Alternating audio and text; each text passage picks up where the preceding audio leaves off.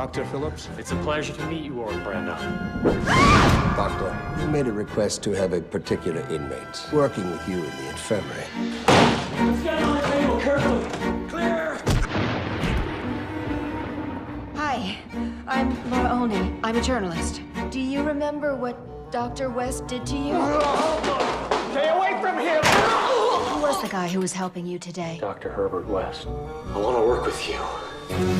Going from rat to rat is okay, but transferring from species to species, it's not right. Nanoplasm is a completely neutral energy. It's the same in rats, dogs, human beings. Throughout history, man has searched for the secret to immortality. She's not getting any fresher. One doctor has found it, It was a theory. but is it worth it? Awesome! Big green shit! Rocks dead! No! Welcome to a world where death is just the beginning.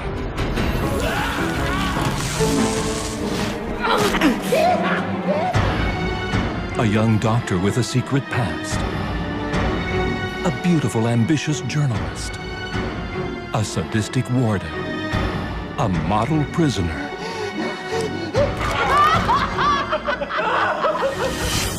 And Herbert West, the Re-Animator. Beyond Re-Animator, he's at it again.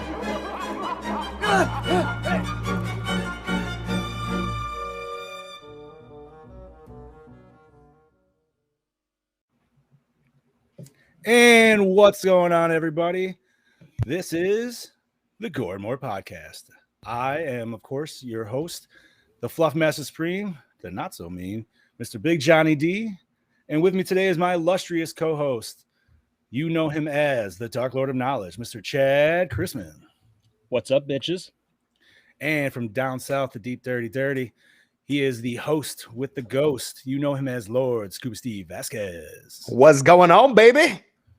And once again, welcome to Gore episode 153. And today we're talking Beyond Re-Animator. But first, we do that good thing that we do every week, and we talk about the real shit. So we do a little slice of life. Scuba Steve, how you been, buddy?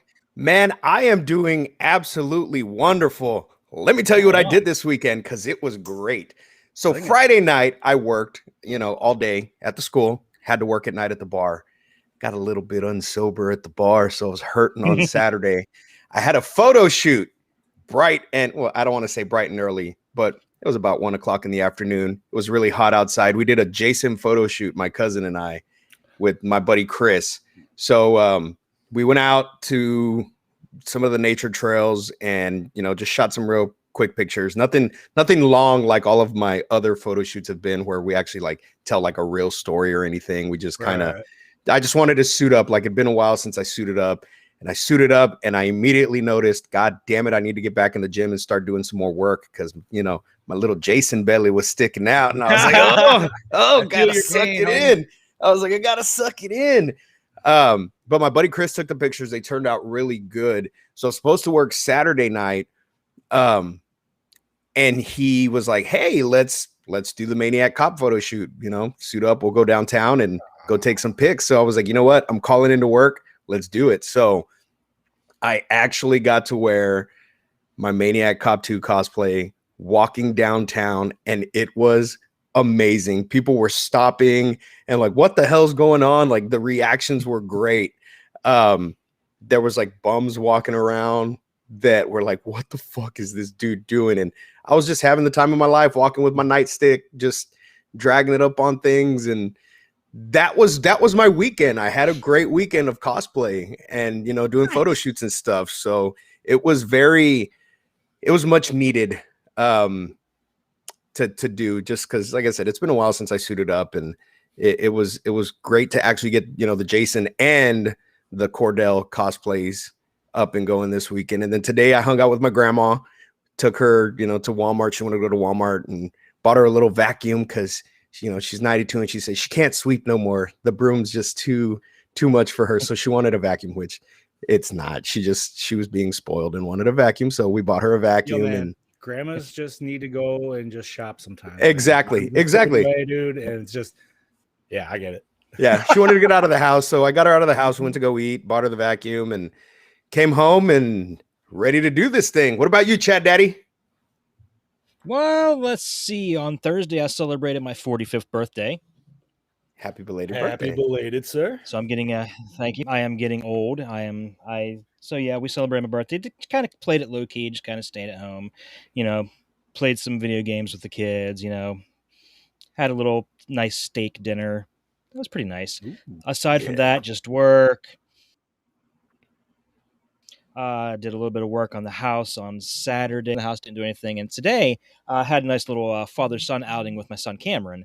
And we went out to lunch, went to a video game store, went to Spirit Halloween, did a little shopping around, got the wife a couple little Hocus decorations for the house because she loves that movie. Nice. Me, not so much, but right. I mean, yeah, aside from that, yeah. Awesome. Nothing wrong with that. Aside from that, not much new. How about you, Big Johnny D? Well, I actually had a hell of a weekend, man. It was great. Last powwow for us for the summer. Kiddo goes back to school tomorrow, so we went up to a little town, just a little north of Albany area for anybody who knows New York, and it's called Lake George. It's a little tourist town, man. Huge fucking lake surrounded by the Adirondack Mountains. Gorgeous views. Ooh. And like I said, when I say tourist town, dude, I mean straight up like one good solid. Okay, this is the kind of strip that I wish we could have found in PA when I was hanging out with you homies. You know what I mean? Like, this is just a fun strip that's going on till all morning, till all hours of the morning, dude. Like, just what the fuck was that? Something slammed very loud, and I don't know what it was. Hope everybody's all right. It was Herbert. You didn't hear no West. screaming. You're good. Yeah, exactly. That's music I go to. I don't hear my name or yelling or crying. So, but no, man, just tons of like restaurants and bars and arcades out the ass. Oh wow. And I'm not gonna say like a lot of them weren't the same games, and some of the, you know what I mean? Some of them were different. Yeah. But it's like, bro, like you could literally hit 5 arcades in like a block and a half between both sides of the street. Oh shit. And just That's yeah, awesome. man, like, and so Saturday was a fucking dude. Saturday we did a lot. Saturday we woke up, went out to breakfast, went to a nice little place where you eat out and you could see over a stream and shit like that. So that was a nice mom and pop place. And then we went on a steamboat cruise. So that was cool. That was like an hour or so. Then after that shit, dude, we hit this fucking, I don't even know, man. It was like this second-rate B little amusement park in the middle of the woods. All the Seems rides sketch already. Bro, all the rides were old as fuck, dude. These were like they picked this shit up from old fairs and retrofit it, dude, and like just keep it going. So like it'll tell you the story of it. Like, this shit was made in 1964. I'm like, might be time to retire that bitch. Just saying, dude. Like, you know, yeah. So not only that, but if you guys see my story, and I feel like I should just pull it up for like anybody like actually watching right now. They had the creepiest motherfucking statues of this French fry and hot dog, dude. I saw that. What's going on with that? Dude, that was creepy. I was like, bro, what the fuck? That was really cool, though. Okay, so the fucking ring light. All right. Let me turn that shit off. Hold on. There we go. So here we got creepy fucking French fry who's like eating his own French fry, and I'm not really sure what's going on with the wincing eye. It's either hurting him or he's really enjoying eating himself. I thought really he was like sure. winking, like, yeah, look at me cannibalizing myself. It looks more like a wince than a wink, but I could go with what you're going with. It's in fact, because if it's a wink, I feel like it would be a fully closed eye, but it's like partially open, so you're kind of like, ah! And then we got this fucker right here, this hot dog dude, who's just squirting shit all over him, like loving life. And the best part is, I wish I had the side of it. He's wrapped with like an American flag cape. What? Yep, full on American flag cape. And by the way, these were not the creepiest statues of animals or like anamorphic things in the park. But I just didn't get pictures of them because I was just like, dude, this shit's gonna wake me up in the middle of the night at the bottom of my bed when I'm having sleep paralysis. Are you hungry? Are you hungry, Johnny? Eat us, Johnny. Eat Oh us. my god, dude. Other than that, though, man, like they had a cool little dinosaur land that was in the woods, which was sweet. We walked down in the woods, and you just hear all this roaring and shit going on before you could even see anything. And I'm like, I'm not gonna lie, this fucking sounds sweet. The place should have a haunted house, dude. Like it's so old and like weird and kind of dilapidated that it's got perfect setting for haunted house, man. You open that shit in October and put some scares in there, you're fucking boom, you can make some money. Damn. Sounds like a great weekend. Yeah, dude. Then fucking mini golf and what the hell else we did? Oh, we did fucking Frankenstein's House of Wax, dude, which is always a good. Yeah, my daughter hated that, and she yelled at me and she said, "Daddy, I'm never doing that ever again." And I'm like, "All right, well, we're not going through it again because we just went through." But she got mad because I kept hitting all the buttons on the display because she's like, "I just want to go through." I'm like, "No, I paid to hit these buttons. I'm pushing every fucking button in here. These buttons. I mean, am I wrong? No. No. So I do have to right. say, that I don't know if you guys have noticed or not, but like spooky season is like in full effect already. Oh, bro. Like September, it wasn't even first. I'll give it the second, dude. And everybody was just like, yeah, fuck yeah, man. As soon as the fucking spirit store opened up down here, I was like, fuck yeah, but something was missing. And it's always that, one thing that's missing for me that signifies the beginning of spooky season. And it's when Walmart starts putting out their horror flicks in those. They always have like the $9, like, yo, get these. Yeah, yep. I picked up the Critters 4 movie collection. Oh, nice. For $7. And nice. Even better. Yeah, dude. Even better. Well, I say it's even better because it's one of my favorite films. All 5 Phantasm films. Nice. So I've never seen 3, 4, or 5. They're not that great. And 5 is I've horrible. Heard 5 is trash. 5 is complete trash. Like it wasn't even actually a complete movie, if I'm not mistaken. I couldn't follow the damn plot of the film if there was one. But right. I just wanted to throw that in there. Just, keep an eye out because they have, all the little cool covers out now. Well, thank you, because you know what? I do agree. I feel like it's spooky season when you start seeing that. And I feel like they've had that kind of collection box for the last like year or two. Well, they always change the color though, because I know one year they were green and they had like silver. So yeah, and this year they're orange. So I had to pick up Phantasm and Critters. What else did they have by chance, if you don't mind me asking? They had the Conjuring collection, Conjuring 1, 2, and 3, and then they had the Conjuring Universe collection, which had the Annabelles, the Nun, Conjuring 1 and 2. I don't think it had Conjuring 3 in there. What else did they have? They had it. That one. They had. Oh hell, I can't even think of what else they had. They had, of course, they had Phantasm and Critters. They had some other stuff too, but there was some sections that were already cleared out, so I don't even know what was there. So I don't even know when they put them out. All right. So. Well, other than that, man, that's rad because I was just at Walmart today and ours didn't have it. I haven't been to mine in a hot minute, so I couldn't tell you. I will say my spirits is still filling up their shelves. So yeah, Brody, 1, 2, 3 are amazing. 4 and 5 are straight up poop town. Okay, poop town. All right. So by the way, I'm gonna say without further ado, a shout out to our good buddy. Yes, RoboFuck. Oh yeah, absolutely. Thank you, Chad. Tyler, we saw you there the whole time. We didn't want to, but yeah, man, we miss you. Thank you for being here today. And Brody, of course, always. Thanks for joining us, man. So I think it's time to get it on. Let's get it on. We're done talking about the dumb shit of life. Let's go to the fucking this stuff. So we are talking 2003's. Oh, I'm sorry. That was Scoob's line. Scoob, you take it away. No. I thought Chad was going to do the rundown this time. You could not be. Well, yeah, but this is your new. Usually your new show rundown. So let's. All right. So today we are doing 2003's. Is it 2003? It is 2003. 2003 Beyond Re-Animator. Yes.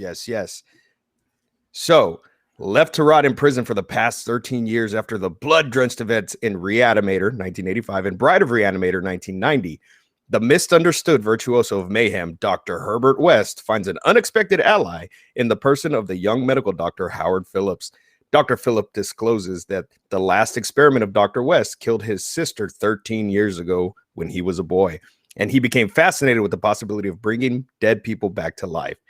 Behind the thick walls of an impenetrable Arkham State Penitentiary, the blasphemous duo of dreamers sets up a secret laboratory to test an entirely new reanimating serum, which, when combined with West's original phosphorescent, how the hell do you say that? Phosphorescent regent can work miracles on the prison's inmates. Now, the stage seems set for the ultimate experiment. However, once more, this is easier said than done. Can the good doctors escape from the concrete pit of death? Dun, dun, dun. Yeah, buddies. Sorry, I was just editing a post trying to share this bad boy out there. And I would share. I want to apologize to you guys right Absolutely. now. I would share, but I can't because I am blocked on Facebook right now. Are you fucking grounded? Facebook grounded me. Zuck Daddy said, "No, sir." What did you do this time? I threatened my brother and sister because they made my mom cry. So I tagged them in a post and I said, if you motherfuckers don't stop making my mom cry, I'm going to drive up there and end you both. And Facebook got me for bullying and they banned me for 7 days. Yeah.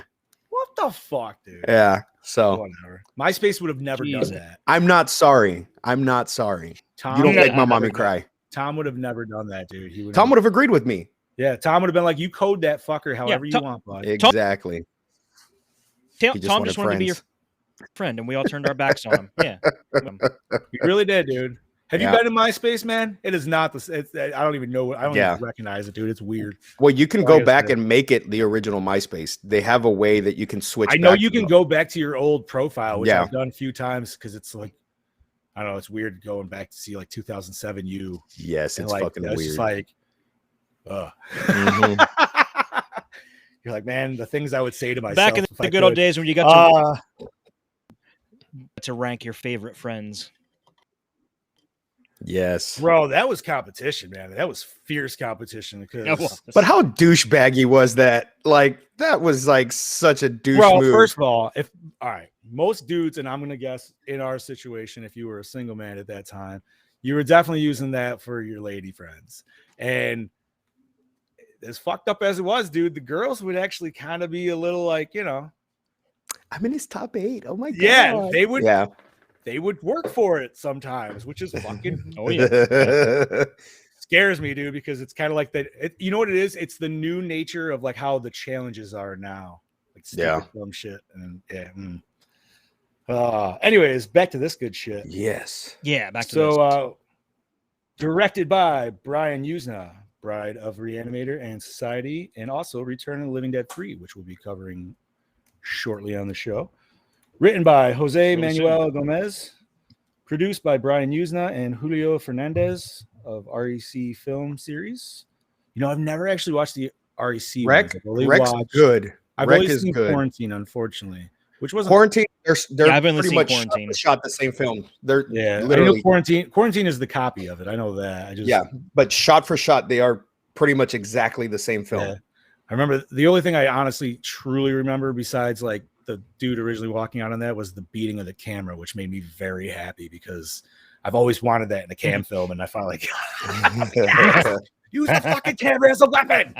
It is one. All right. Starring Jeffrey Combs, the amazing Jeffrey Combs from the House of Haunted Hill. I believe he's in House of Haunted Hill 2 as well, right? It's been a hot minute since I watched it. The Frighteners, which fucking great Frighteners. We just From Beyond, and of course, and From Beyond, which we haven't covered, but I would like to someday. Jason Barry, a good film, from Sons of Anarchy and Titanic as Dr. Howard Phillips. Elsa Pataki from the Fast and Furious 5 through 8 and Snakes on a Plane as Laura Olney. Who the hell did she play in Fast? She was an FBI agent with The Rock. I believe. Right? Yeah, she's the one that hooked up with him. Oh shit, that's Dom's baby mama. I thought she looked familiar. That's Thor's wife, dude. Holy shit. Yeah, she's married to Chris Hemsworth. Wow. Right? She gets to feel them big old arms every night. Lucky girl. Her calves are still probably bigger than his, though. Bam! Simone and Andrew from Die Another Day and Hitman's Wife's Bodyguard. I have yet to see that. As Warden Brando. He was. Santiago Segura from Blade 2 and Pacific Rim as Speedball. What was he in Pacific Rim? That was. What was he in Pacific Rim? I know Blade 2 now that I said the. That's a Cameron question. God damn it. All right. Lolo Herrero as Sergeant Mancho. Enrique Arc? What is that, Steve? Arce. Arce. From Cable Girls and Snatch as Cabrera. Barbara Elorita. I apologize if I'm fucking these up. From Psycho Game and Rottweiler as Emily Phillips. Raquel Gribler as Nurse Vanessa. She was nice. Daniel Ortiz from Terminator Dark Fat as Winnie. Dark Fat. Joaquin Ortega as Officer Falcon. So Santiago Segura was the wizened man in Pacific Rim. That's all it says as his character. It just says wizened man. Fuck, dude. So it's probably like a 2-second roll. Yeah. All right. Not important. And I apologize. Some of the names here don't. Yeah, some of the names here any correlating work with them, because most of these people, they did a lot of work in Spanish and Mexican television shows that we've never heard of, and I would have trouble pronouncing. So what do you mean we? What do you mean we? All right. Well, I am offended. What do you mean we? I probably Chad know. all right. Chad's speaking for the white boys up in the north part of the country. I probably knew all the shit they were in. You might. I don't know. Yuzna said, and I hope this isn't in Chad Daddy's notes, but Yuzna even said every time he went out with the dude who played Speedball, and I believe it was the nurse or the other girl, he said he would get paparazzi fucking up the ass for them two, not for him or anything else, not even the movie, but it was just, that's how big they were. But all right. So Chad, and a lot of these people actually worked on a lot of people worked on Del Toro movies too, by the way. Oh, makes sense. Makes a lot of sense. Okay, so we have music by Javier Capellas, cinematography by Andrew Reeves, edited by Bernat Villaplana. I'm sorry if I'm butchering these names, Scoobs. He did. No, you got it good. On That Pan's one was Labyrinth. Pan's Labyrinth, Hellboy 2, and Crimson Peak. Like I said, all from Mr. Del Toro. Distributed by Entertainment.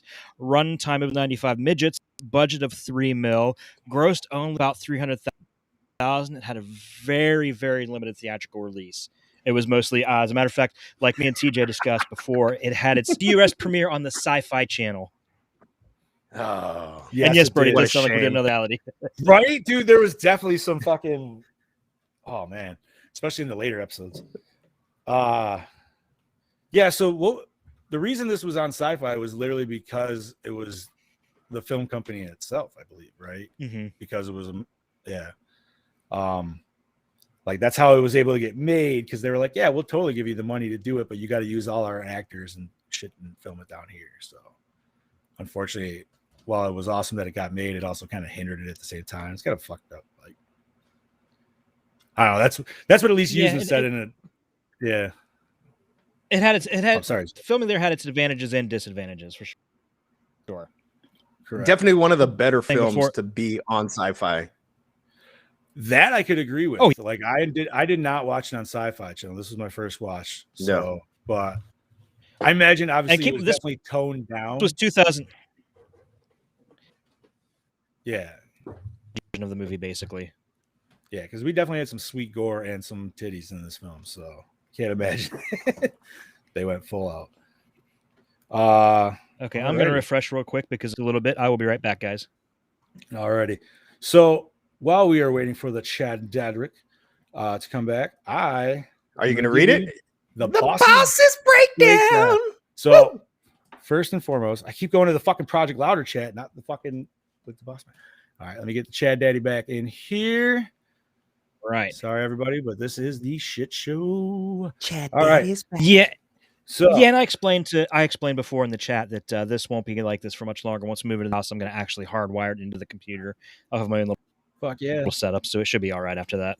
I'm Yeah. excited to see when you get it, like, to do whatever you want to do for your personal setup. But Hell yeah. all right, Basically, so gonna the be set boss's break. huge walk-in closet. Hey man, Hey, whatever fucking works. yeah, you can make it, What- dude.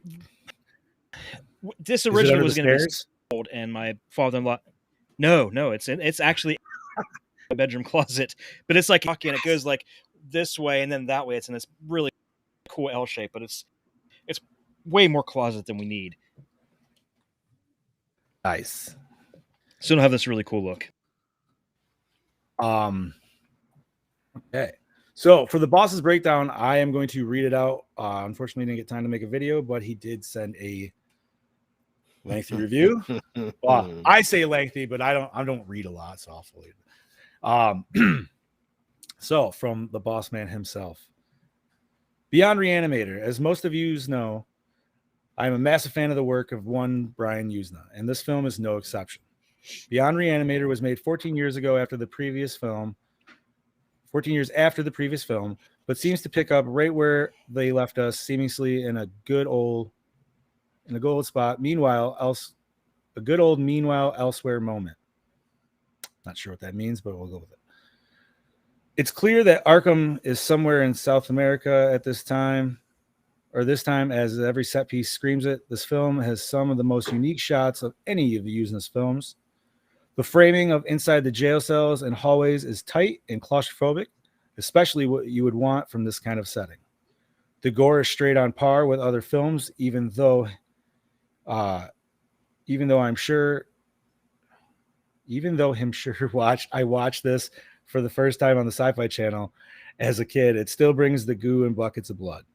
We see Wes get a new assistant this time, who seems to be obsessed due to his childhood trauma with Herbert and what he did. But nonetheless, the story arc for those. I'm sorry, I'm all fucked up here. But nonetheless, the story arc of those two is tits, and I feel right for the story. This is Bella.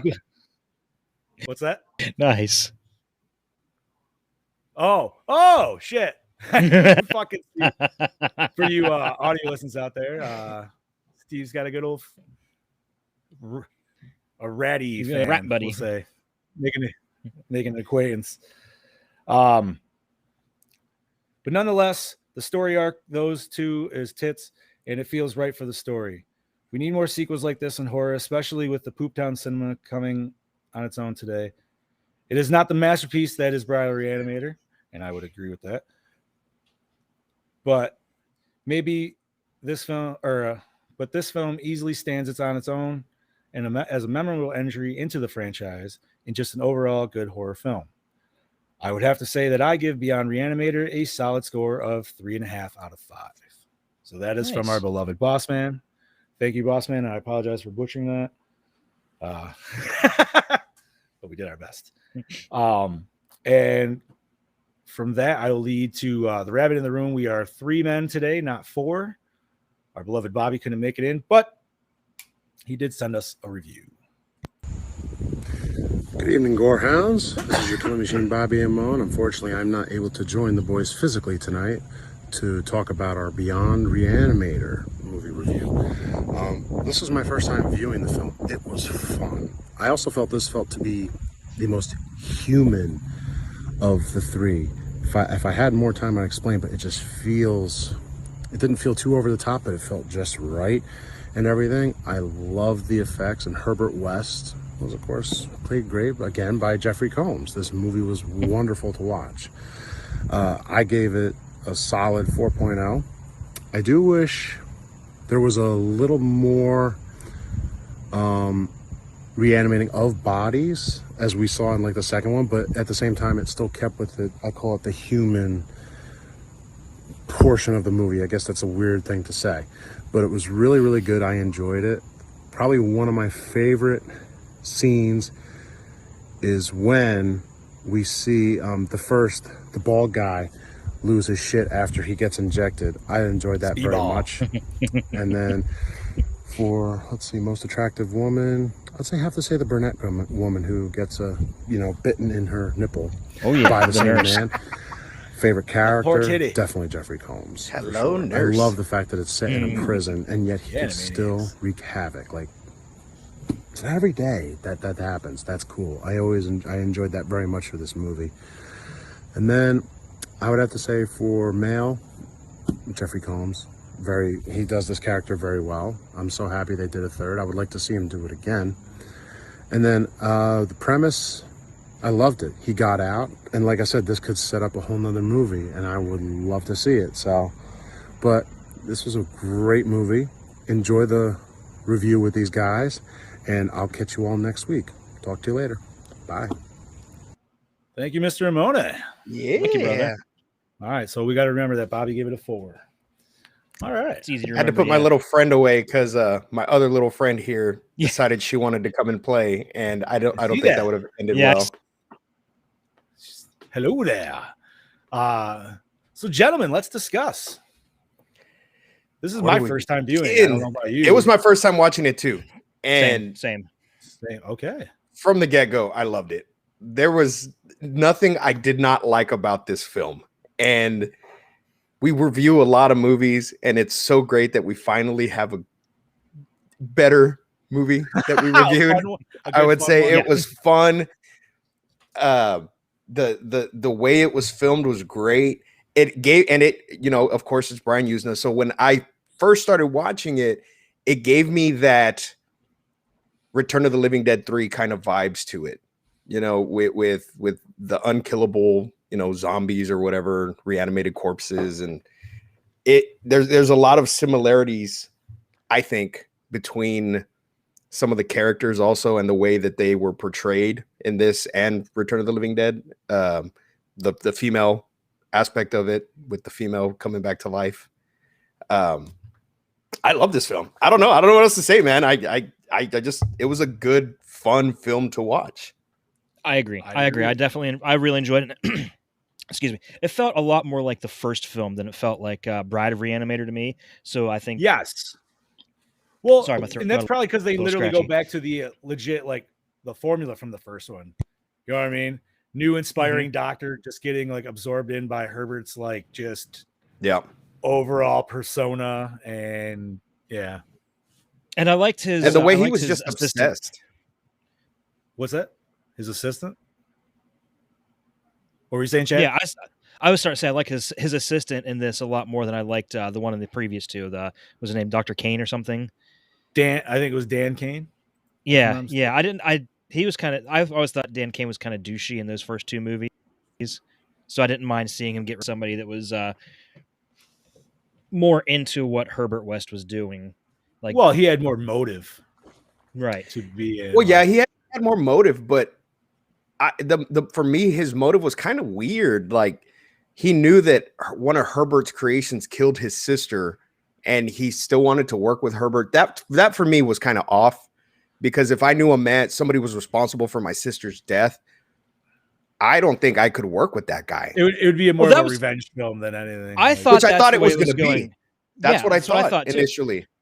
But then you think about it, it's like, well, maybe I think part of it is he wants to help Herbert, improve his formula, because maybe he doesn't want anybody else to go through what he went through. Yeah, well, true that.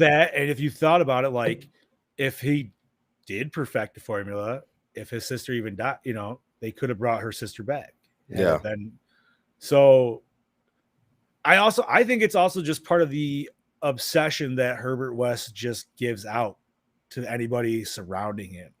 You know what I mean? I think that's just part of like that is like contagious mantra. Yeah, it really is, dude. Like, even if you could hate the guy, you're gonna end up somehow like working with him to do this shit, and whatever it is, whatever fucked up cryptic reason in our heads that we need to like just continue. You know what I mean? And I think it's because he calls you out.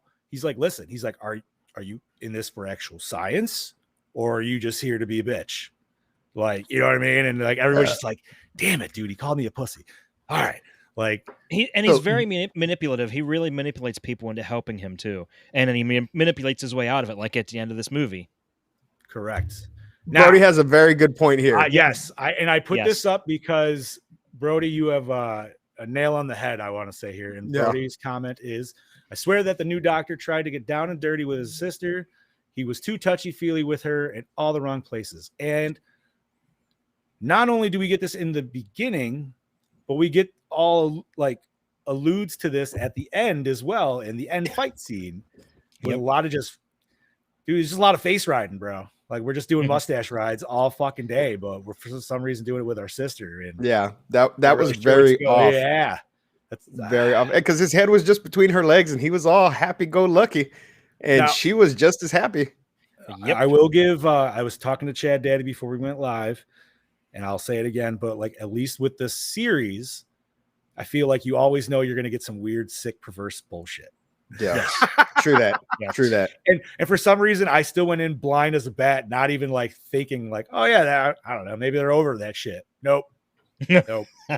Yeah. Nope. We're gonna get some forced on things, and yeah, just some uncomfortable situations. But no, dude, the brother sister thing was definitely a weird fucking.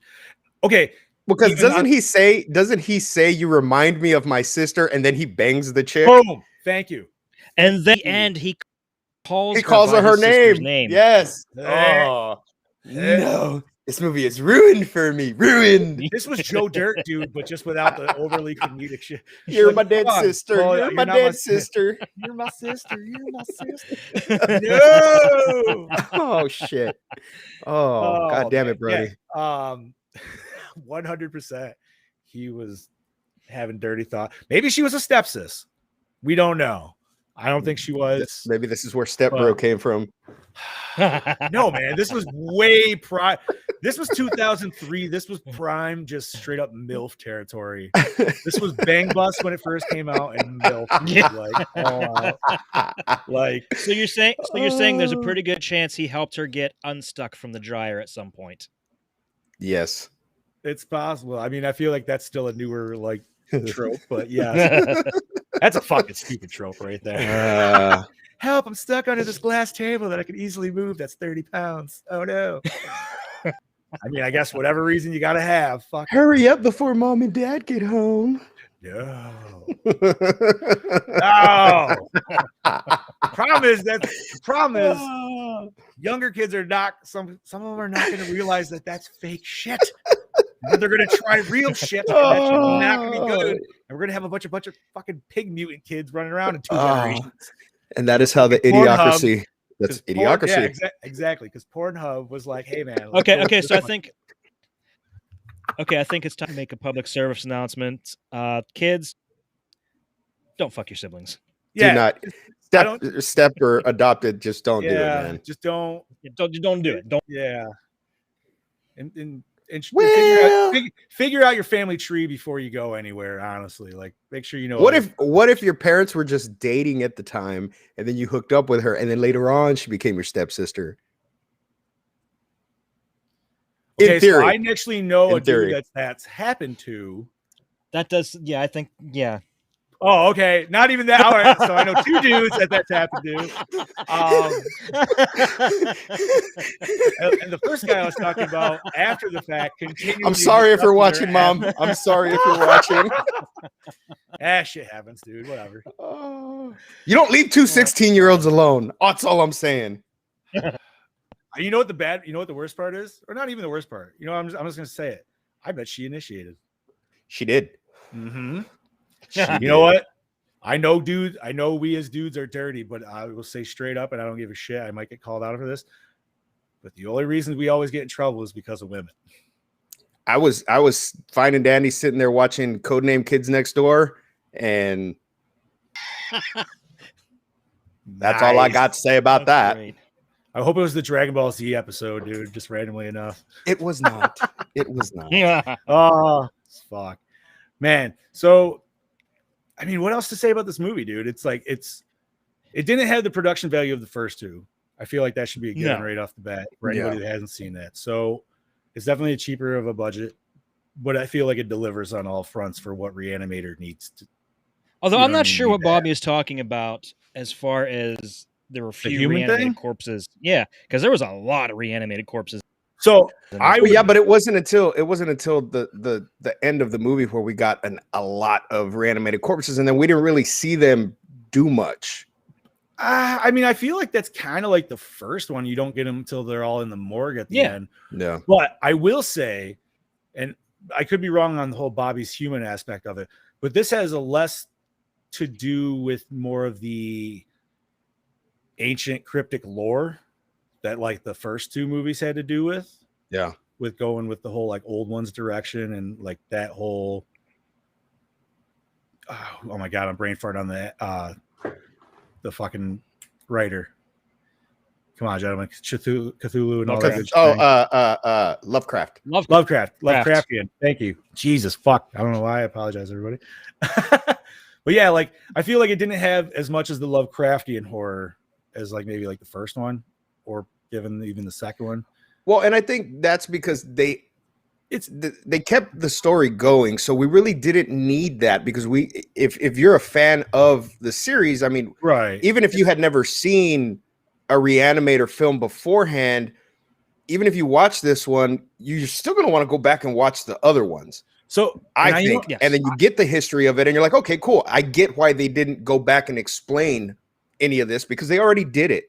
Right. And I think nowadays that's a really big chunk of issues that I have with films that are continuations is that they always go back and retell everything all over it. Why? We already saw it. I don't need to see that again. Kind of like the whole Batman thing. I don't need to know what the fuck Batman did again. I know what he did. I know how he became Batman. So kind of the same situation. Your rant on that, and I'm going to get a lot of probably flack on this one. And I love the Friday the 13th series. But that's one of the hardest things for me to watch, like the first four, especially if you're marathoning them. Because, bro, you got to fast forward. Because I'm like, I literally just watched the last 30 minutes of the movie again at the beginning of the next movie. I'm like, can I get a skip intro feature? Yeah, dude. Like, it was great, but I literally just fucking watched it. You know what I mean? Like, I understand it's supposed to be like a year to two, like, refresher. Yeah. Like, 5 minutes max refresh on the new shit, dude. And I feel like this one, you could almost even skip the second one. You could literally watch the first and go into this one. Which is what I did because I've never seen Bride of Re-Animator. I've never seen Bride of Re-Animator. Oh, really? No, I've never seen it. Bride was good. The ending needed to be longer, though, is what I remember us really talking about it. Like, you didn't get enough of the Bride as much as you wanted to. Yeah. But it was still a good, fun film. I mean, dude, the gore in this was great. The half corpse shit was just ridiculous. That was hilarious. Dude, he got fucking lunge flying action, dude. Like, what the fuck was that? The half corpse lunge. The whole scene with Herbert West just looping a rope around him and just swinging on lasso stuff. Yes, that was fucking great. Classic. Or when Speedball's fucking all fucking just a skeleton and he's talking to him in the fucking in the cell. Skeleton oh my god. But it's so great because it's not fucking shitty ass CGI. No. You know what? And I love practical effects. And I love that. Like, it was so just, I mean, and you know, it's a fucking puppet, but still, dude, it was just fucking great. With the voice, it was funny just because like the voiceover and everything made it a little cheesier, but it was awesome. The only CGI in this film, they showed the nano come to the bloodstream. Oh, yes, okay. Oh, what? And it actually worked really well for that scene. I think. It didn't look cartoony. Yeah, it wasn't too bad. No, like I felt it fit perfectly with the theme of the rest. The most cartoony part was at the credits. That was great. We haven't even talked. We'll about get there, yet, dude. I know. I feel like I think that might be favorite scene. That's favorite scene discussion right there. Before we do notes, Chad, did you have in your notes by chance about anything where he was swinging that torso dummy? Did you? No. Did you have anything on that by chance? Okay, so, well, not obviously, but he says in an interview, first day on set when he had to do that scene, the prop guys, which was what Mad Dog. I can't remember the practical effects guys. Screaming Mad George. Thank you. They made a prop half dummy that weighed 120 pounds. Holy shit. Yeah, he said he tried to do it, but it was just like, this is not There's happening no at fucking all. way. And he's like, first of all, guys, he's like, what half torso weighs 120 fucking pounds? Mine probably would, but I definitely wasn't the size of that too. But yes, TJ, he read your review. I did, TJ. Yes, that's how we started the discussion, sir. Yes, sir. No, man, this shit was just it was great, dude. Like I said, it's full Re-Animator all the way through, man. It's just the hokey shit. It's the dark shit. And it wasn't too over the. I mean, of course, fucking Reanimated Corpse over the top, but it wasn't too over the top. And even the sets didn't look shitty at all. Right. No, the they're jails, decent, man. Like the jail cells. I mean, everything looked very, very real. I mean, I don't know if they filmed it in an actual prison, but they did. Fucking beautiful. Actually, I believe it was a shut down prison. I forgot the name. Arkham. It's Arkham. But well, while we're still discussing, how we get a little down under. That's all well and good, boys, but Katie's cutting in. Snip, fucking snip. Howdy doody there, folks. It is all your DKB here back every time. And this week I'm here to talk to you about Brian Usner's Beyond Re-Animator. Fuck, my bad. Right, now let me just start off by saying that Brian Usner behind the director's chair again. I'm going to watch it. I ain't complaining. Every day of the goddamn week. I love his work. I love what he does. And I'll tell you why I really love Brian Usner's work is the fact that he conjures up these really interesting ideas for his films. But they're a film that you can just sort of sit back, chill out, put on, not take too serious, and be still entertained. But in his films, he's got this fucking layer. There's this layer there that sits under everything.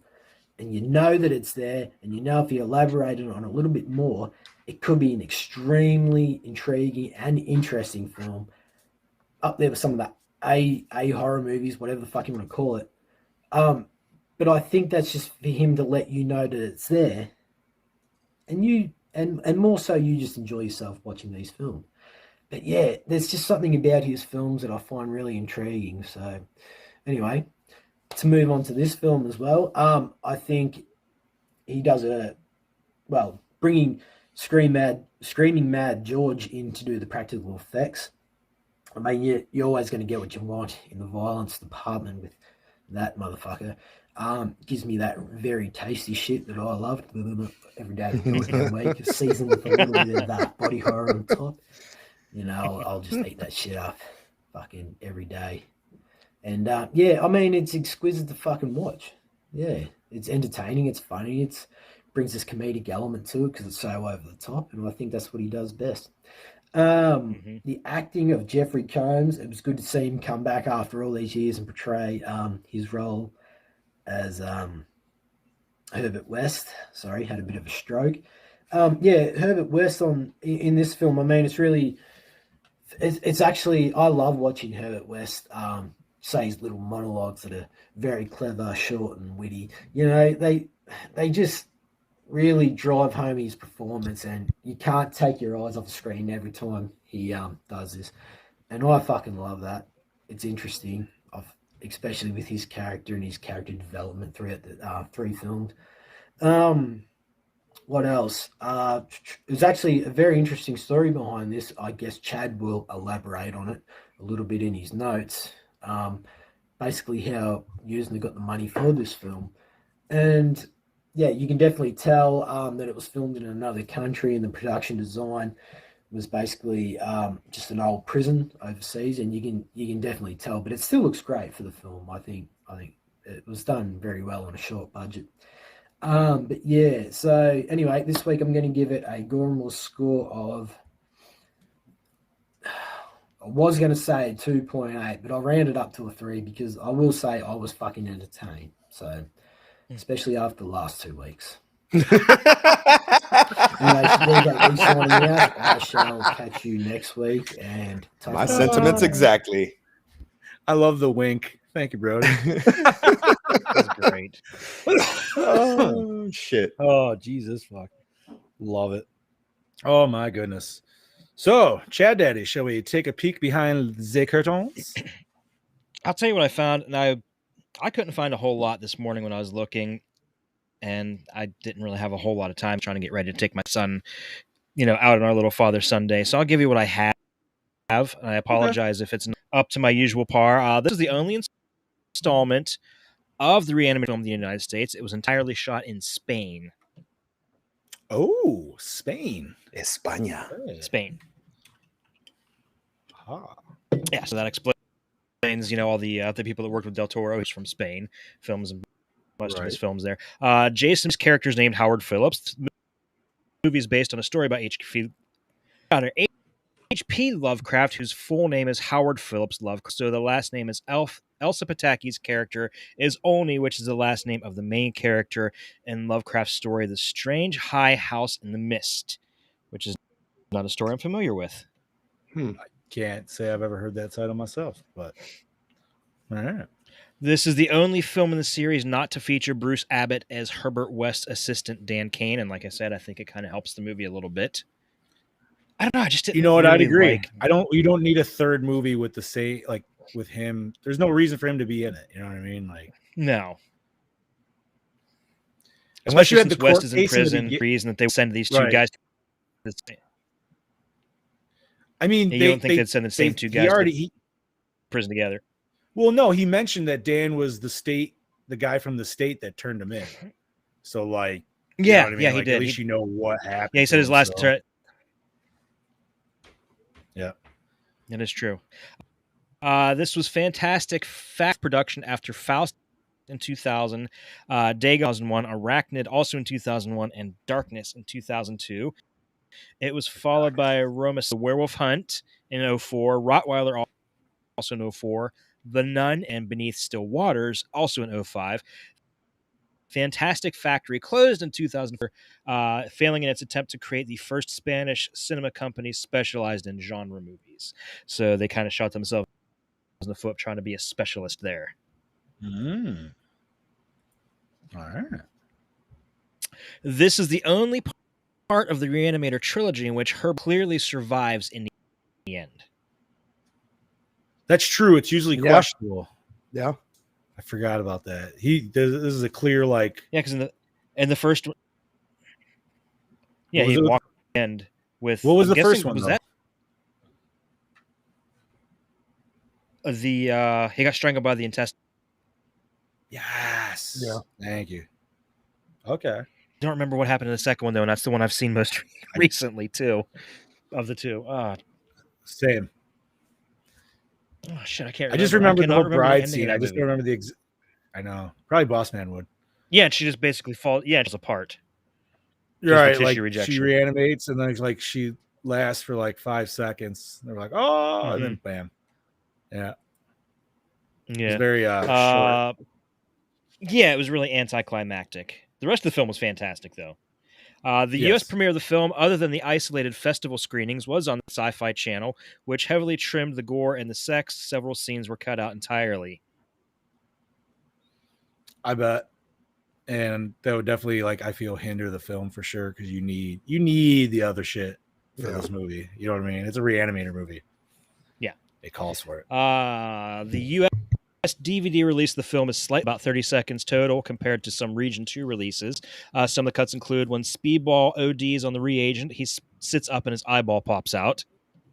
When he explodes, we see him open his shirt and his stomach spews out. On the DVD, the shot lingers on West up until his guts are already halfway through the air.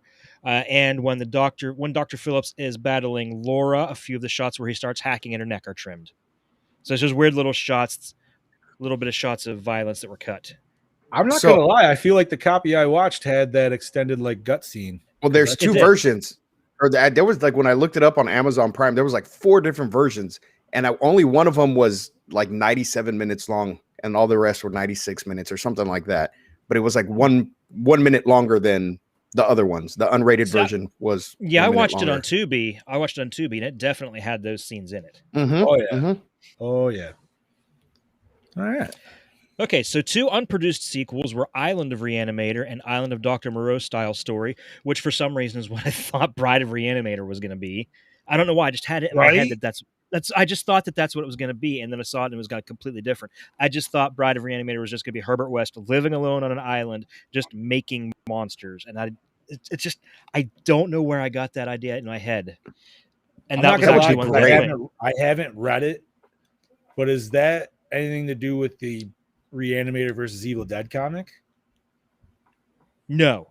I'll get to that. There's actually, since I couldn't find a whole lot on my behind the scenes stuff this morning, I actually go into a little bit more in depth with the comics. So there was an Island of Dr. Moreau style story, and the better known House of Re-Animator featured Dr. Herbert West animating the President of the United States. So in 2006, 3 years after Yes. Beyond. Yes, So I 3 did hear years about after that. Beyond, news broke that Stuart Gordon would be returning to the franchise to direct House of Re-Animator, which would again star both Jeffrey Combs and Bruce Abbott. The story was strongly inspired by the George W. Bush presidency. There was a hot topic of discussion at the time, and the basic plot of the series' proposed 4th installment was that a Bush-like president would die in office, prompting the U.S. government to call Herbert West in to do what West does best, bring the dead back from the dead. This was spearheaded by Halcyon International Pictures. The White House set planned House of Re-Animator was planned to be the first in a brand new trilogy of West's stories, with franchise regulars Dennis Paoli and Brian Usna were both on board to produce, and they actually had William H. Macy sign on to play the president.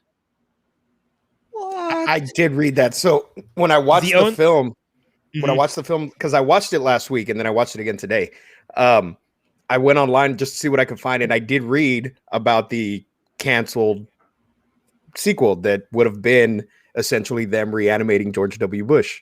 And unfortunately, the only reason that the movie never got made was because George W. Bush was out of office as president. Yeah. Oh. So if they would have jumped, if they would have jumped, if they'd done that 2 years earlier, it would have been perfect, and then we would have had more Re-Animator movies. So can I just say, dude, like, this is kind of a side note on that, but I feel like we've never had anything quite like the Bush era of, like, just that era.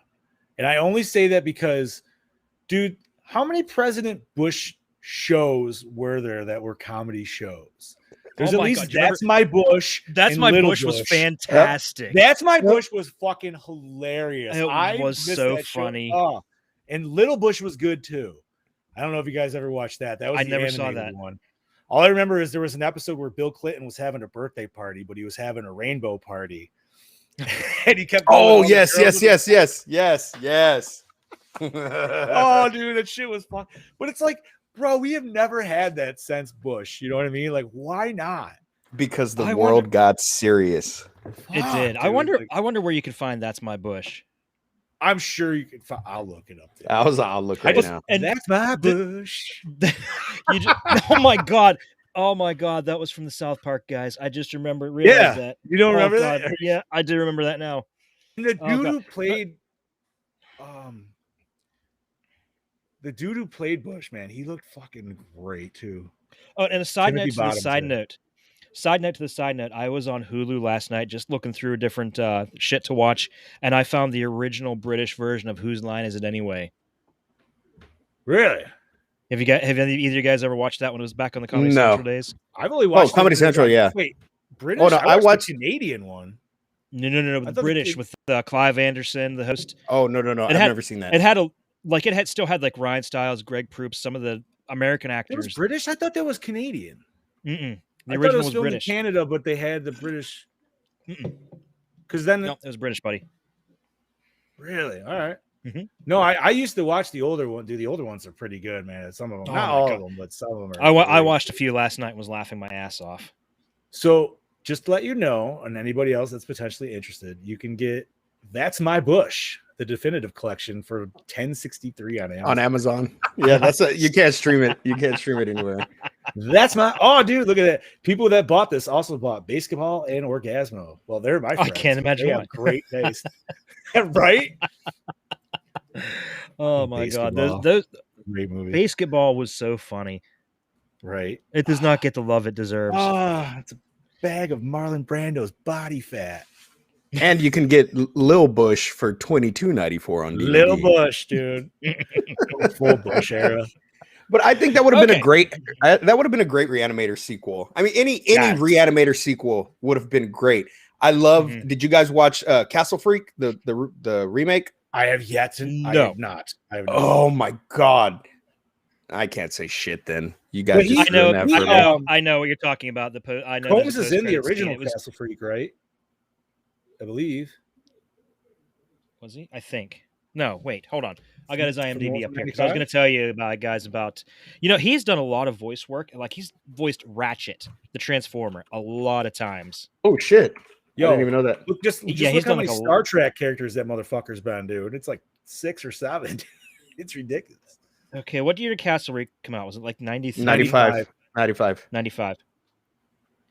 Okay, scroll down. 95. Yeah, Castle Freak. Yep. Yeah. The year before he did Frighteners, he was in Castle Freak. Frighteners. What a great he sure was. He played John Riley. Hell yeah. I think they're both on Shudder, if I'm not mistaken, both Castle Freaks. You got to watch the new one because they tie it in pretty good to potentially revamp the Re-Animator series. Yeah. Yeah. Really? Yeah. Yeah, that was spoiled in my behind-the-scenes research here. Okay, so let's continue on and now delve into the comics. Adventure Publications of Malibu Comics published 2 series related to the films in 91. First was a 3-issue comic book adaptation first film. It was followed by an original 4-issue prequel titled Re-Animator Dawn of the Re-Animator. In 2017, Arrow Video included reprints of the comics and their Blu-ray DVD collections of the 2 films. Ooh. Nice. More recently, Dynamite Entertainment produced a comic, Army of Darkness versus Re-Animator, a crossover with Herbert West from Lovecraft's short story, Herbert West Re-Animator, and well known from the film and its sequels. However, the comic was inspired by neither the film Re-Animator nor the original short story. Instead, it portrays West as an immortal supervillain in league with Yog-Sothoth, battling Ash from the Evil Dead film series. So it really doesn't tie into the movies at all.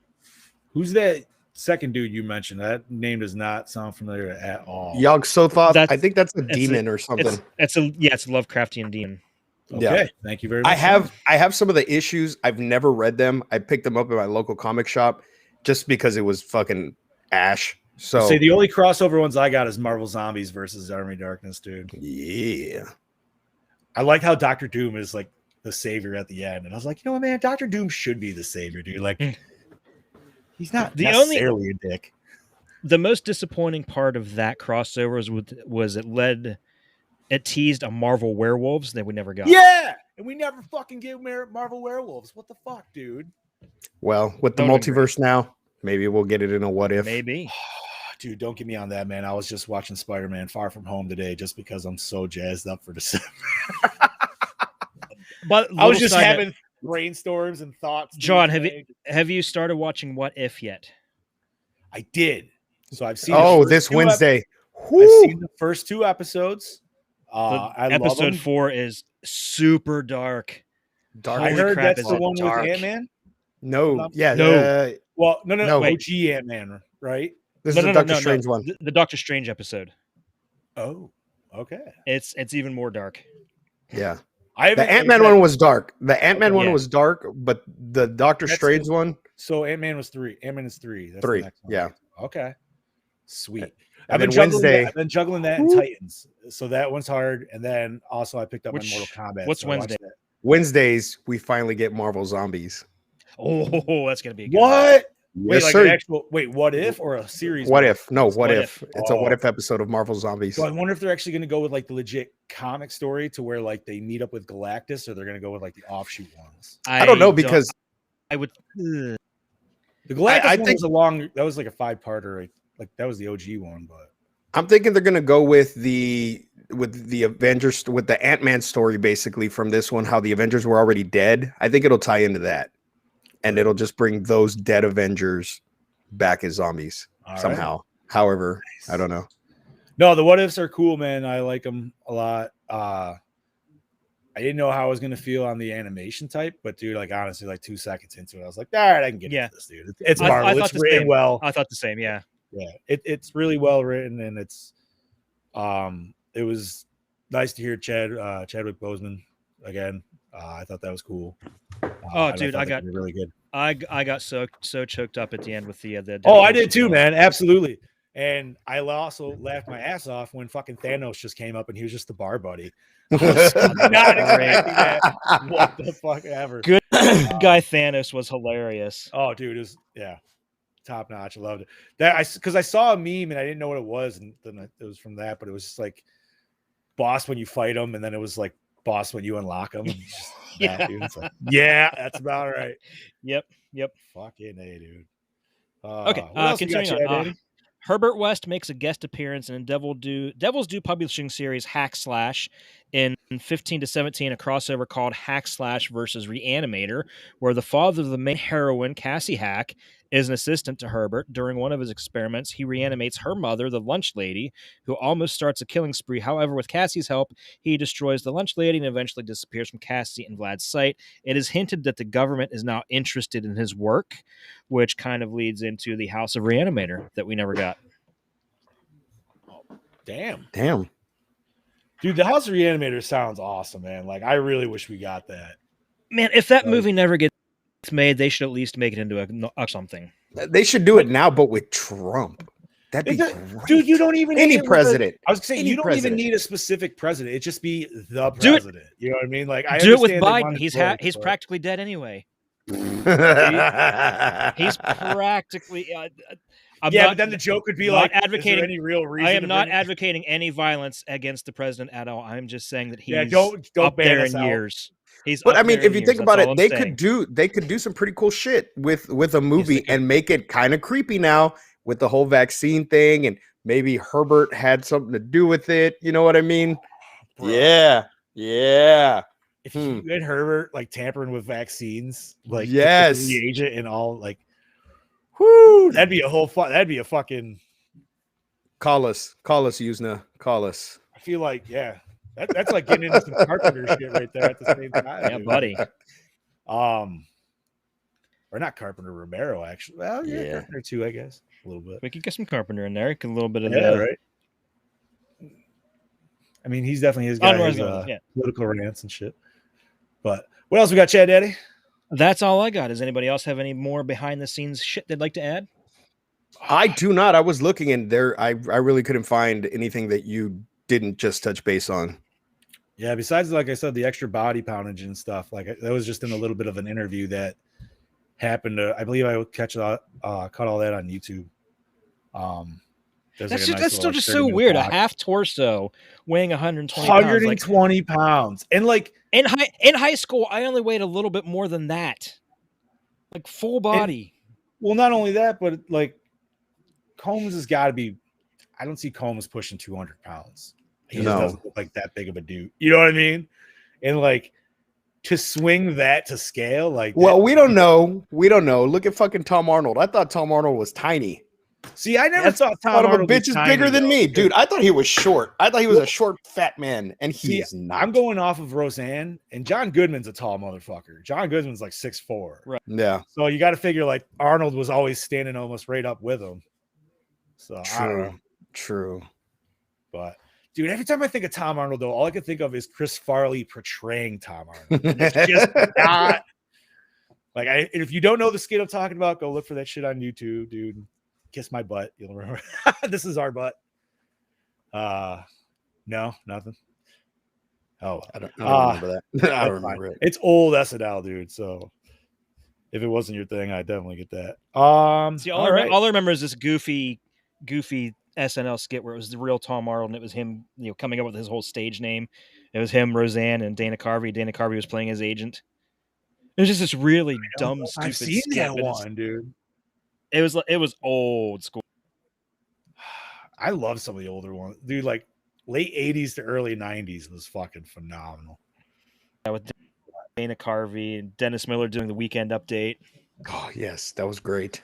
I mean, don't get me wrong, dude. I love me Norm Macdonald doing the Weekend Update. Oh yeah, Norm Macdonald was fucking hilarious. Yeah, that's why Germans love David Hasselhoff. All right, gentlemen, let's bust it on to the questions. Let's do this. What format was this watched on? Tubi. or not to be. Nope, I also watched on Tubi. Thank you, Tubi, for being free and awesome. Yes, thank you, Tubi. So I'm guessing us. everyone got this. I'm guessing everyone got the same. We obviously watched it on full frame for everyone. I thought that was really. Yes, it was definitely 4.3 standard, like old school framing, no widescreen. However, with my TV, I did the stretch mode, so I made it widescreen. I might have cut off a scotch of it, but I was like, I considered doing that, but I just decided to stick with it. Yeah, I just watched it the way it was. A couple minutes didn't notice. No, you're usually just into the movie as. I would like to see them do a nice Blu-ray scan of this. I don't know if you'd ever get a 4K, but even if you got nice 1080, that'd be sweet. I agree. I'd love to see a box set of all three films together. Show some love. Yo, Walmart, get on your shit. Yeah, get on your shit, Walmart. Come on, give me a 3-pack of Beyond. Yeah, but it's a dish of the movie. The douche. I'll do the Warden. Warden Brando. Definitely Warden Brando. Rat Warden. Without a doubt. Fucking hate rat, dude. I actually have him written down as Rat Warden. Are you going to kill me? So I was honest to God thinking it was the dude from the family at the beginning of Santa's sleigh, but I'm pretty sure that was Jeffrey Rush. Because it looked almost the same, dude, with the fucking pencil mustache. Dude, and I'm like, oh god, that's one of the best opening scenes ever. Yes, Virginia, I am real. Fucking A. Favorite kill? Favorite kill. I'm gonna have to go Speedball. And I don't know if you can consider it a kill, but I'm going to consider it a kill because he was unalive. So yeah, him doping himself up and then just his face pop out and then his body explosion, just the gore, that was great, nasty, soupy. That's my favorite. Yeah, I mean, it's really hard. It's really hard to argue with that. Yeah, I mean, what other death was there? I mean, the only true death we got was the bald dude having a heart attack, and the sister getting her head bashed off the wall in the beginning. Oh yeah, okay. So I'm gonna go with the sister because she's really the only real death in the movie. She didn't come back. That's true. Well, I was gonna say that is true. The bald, weird, Nosferatu looking dude. He got all shot the fuck up after he killed. What the hell was it? The nurse. Oh, he bit her titty. Or she didn't die. Titty. He bit her titty. She ran out, and that's when they shot him all the fuck. Yeah, that's right. Yeah, and but I mean, guaranteed he wasn't. I'd say the sister's my favorite kill. Yeah, there's no way. No, I don't know. No. I thought as long as they could kill the brain again, it would kill him off. I thought that was the whole not normal zombie way, but I thought they had to fuck the brainstem up or something like that, wasn't it? And they could actually get him to stop. I don't remember. I don't remember the first one enough to. How did they kill him? How did they defeat all the animated corpses at the first one? I mean, the doctor is still alive and he was beheaded, and obviously we get the chick at the end of this one who's I'm assuming still alive, unless that was a weird dream fuck off moment. But maybe they just can't die now. The serum. I mean, it's a new serum. They created a totally new serum. Granted, they used the original as a basis, but there could be something in it that they did differently. He got the old serum. Nosferatu guy got the old serum though, right? And to me, he felt more with it than some of the other ones ever did. But maybe he was more fresh than any of the other ones we ever saw. Because in the original one, once again, they were going into cadavers to reanimate him. So it was people who've been dead for a good minute. I took him lasting a little bit longer mentally. I took him lasting a little bit longer in that state because he said he was a sick man already. So maybe he had some kind of cancer or something that. Fair enough. I don't know. I always come up with when shit's not as maybe that. Because he was injected with the serum, his body interacted differently because he had some kind of cancer, whatever it is, and it caused his body to act differently than what it would have had he not had it. So kind of like how Deadpool got his. Yes, a little bit. Yeah. All right. I was gonna say other favorite kills. I mean, you get her like slicing the dude in half and everything else, but we don't get to see that. That's just Yeah, kind it of was cut away all and off put screen. back. Okay, you know what? I will say the electric chair was kind of nasty. Like that was cool. Yeah. Still, like it wasn't my favorite, but I feel like a nice little shout out. Honorable mention. Yeah. That was a good one. But still, dude, Speedball is definitely like self-induced fucking drug overdose. It's gotta be hands down the best. Fuck. And I would almost say best scene, but definitely not best scene. But speaking I know. of, best scene, gentlemen. Best scene is down. I got two possible candidates, and the first one I'm going to mention might actually be a little bit surprising. The first one I'm going to mention is the scene where the warden is beating the sergeant to death, just because Speedball is sitting there popping pills like in his mouth, and I thought that was hilarious. Oh yeah, He's just fucking He's just like just fucking mowing that, and I'm shit. laughing the whole time. And I'm of going with course, yes. the ending, Say the it. end credit scene, the rat versus the penis. Rat versus penis. So, for anybody who has not watched this yet, or if you're listening to this now, however, watching this, pause this, go. If you can't even watch the movie, just go Don't all the way finish to the the movie. credits. Just go to the fucking credits and watch this scene. Fuck. And then come back here. We'll give you a moment. Okay. Now unpause it. Listen again. Was that not fucking great? Was that not the greatest fucking thing you've ever seen? Penis versus rat. And penis wins. Penis wins, dude. Clap that rat. That penis fucked that rat. It fucked that rat. Yep. And then chased after it like a You little, know- like, oh. So What's good. great about that scene is chasing the rat. All I could think of was that South Park episode where they go for Mr. Garrison on the back of a rat. Yes. I Yes. was waiting for them to have a singing montage of silhouettes. And like, Oh shit. dude, instantly that's where my head went to, man. Like, oh, fucking A. Yeah, that's greatest scene for me. Tyler says, let's give it up to, To the the penis. It was put up one hell of a fucking battle. Fucking A, brother. Oh my goodness. Right. That shit was, yeah. And there was one I almost didn't catch, and thankfully I caught it because of something else, and instantly went back and finished the credits to watch it, and I was like, whew, I'm so glad I did. And I messaged the boys just to make sure, just in case they did too. That's fucking. And you know what? I'm glad they added it, because even though it wasn't needed, it was needed, because you kept having these cutaway scenes where the rat's just dragging the dick down the fucking the back alley thing. But it doesn't necessarily, like, you're like, what is this alluding to? Because it like almost like just never goes to it. Then you finally get it. You're like,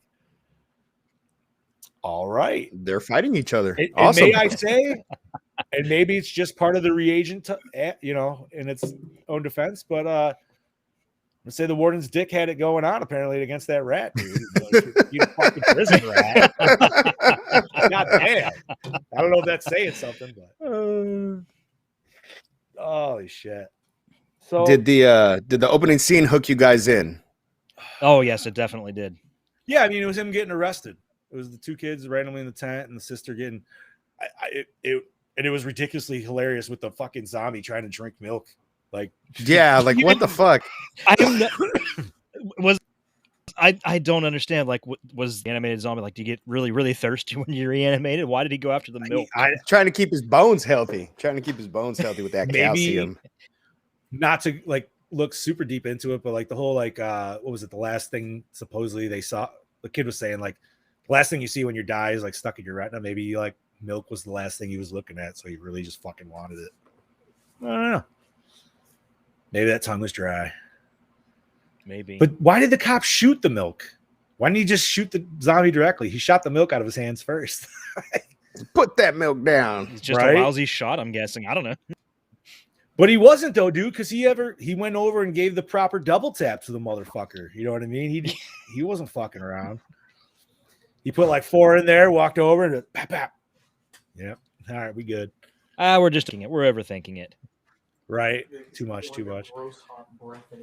Oh man. So most attractive character or characters. Okay, let's go with female first. And Dude, I got to go with the reporter. Yeah. I don't usually pick the blondes over the brunettes. No, because that That bloody nurse. I don't know the nurse though. Oh, I'm telling you, I was screaming like Animaniacs. Hello, nurse. That's a she was tough call. And her dress was pretty much see-through. Like it was pretty much like there's a scene where she's running through the doors or whatever. They tell her to go get something or whatever, and you could totally see right through her fucking dress. And I was like, baby, I gotta side with Bobby on this and go with the nurse, the brunette. Okay. I mean, I'm not gonna say that they're not both delicious choices. Like, honestly, can't go wrong with either one. Guess whatever fits your fancy, you know. But the blonde one isn't a weird sister role play shit, so I don't know. That might be a red flag right there. Like I'd rather go with naughty nurse than like. And she pretty much becomes the warden, per se. She was becoming the warden. Yeah. So his personality was taking over. Does that mean the warden was going to suck his own dick? Yes. But he was still like, no. I was almost expecting more like biting on the dick shot. Surprisingly enough, More blood. I would have. I was expecting like more just a pull away. Just seeing like teeth in flesh. Like I figured you would at least seen like a super close up of that. Just with how far we go in these movies, anyways. I mean, dude, I'm just saying she bit off his whole dick, so she definitely took it down the throat before she decided to bite. Just say it. This is true. It wasn't just the tip she spit off. It was not the tip. It was the whole dick. Right. So she throated that bitch, and she did not gag once. She's a keeper. She had no flex whatsoever, dude. I'm changing my my choice. I'm changing my choice. I just realized this is the second bitten off penis we've seen this year. What was the first? Remind me, please. Last House on the Left. Ooh. Last House on the Left. Yes. Yeah, but was that a full bite off and spit? Yes, it was. Or was that just was it? I'll take your word for it because I'm brain spit it in the pond. You're right. You're right. You know what it is? That movie's just so bad. I try to flush it from my memory. So it was. Thank you so much, Bobby. Still not as bad as Cabin Fever 2, though. They can't. Ooh, and we got a cut off penis in that one. So we got 3 severed penises this year. Damn. That's true. But that had oozing pussy penis. Yeah. That was a mercy Wasn't kill. there another penis? Wasn't there another penis thing that we saw like a couple weeks after that? I feel we need to do this as like a year-end review. And dude, I swear how many dicks? How many severed penises? Oh, too many dicks. Hemsworth watched this film and said, "I gotta have her." Thanks to Brody Kane. He was like, "Damn, dude, she deep throated that motherfucker." Like, shit. I don't see any that I can think of after Cabin Fever 2. I can't remember, dude. I'd have to look through. So let's see. And then for male, I'm gonna still have to say Herbert West, dude, just because it's Herbert West. Yeah, dude. He's a good looking dude, and he's got that charisma that just he could probably do weird fucked up shit. Yeah, he could probably definitely talk any girl out of her panties. Yeah, and even into reanimating corpses. And yes, I did have to say oozing pus penis, Tyler. Make it a shirt. That's right. That's how low we go here. Get down with OPP has a whole new meaning. Did the score set the mood? Yeah, I think it did. I mean, I feel like it you got the classic. Some of the it used the themes. Yeah. They just tweaked them up a little bit. Yeah. So yeah, I feel it works. Nothing like you're gonna probably throw on your set list to listen to while you're jogging or anything, but Oh my god! Speaking of jogging, just as a so funny you mentioned jogging because I'm sitting there looking through all the movies I have downloaded on my external hard drive, and I fucking found Bloodhook. Oh yeah, yeah, jogging for dick. The woods, looking for the dick. Classic. There needs to be more movies about that.